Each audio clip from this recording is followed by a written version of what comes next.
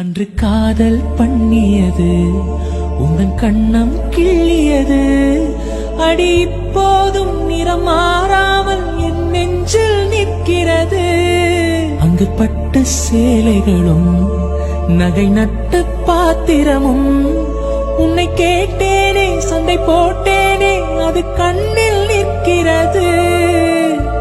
ஜாதி மல்லிப்பூவே தங்க வெண்ணிலாவே ஆசை தீரவே பேசலாம் முதல் நாள் இரவு.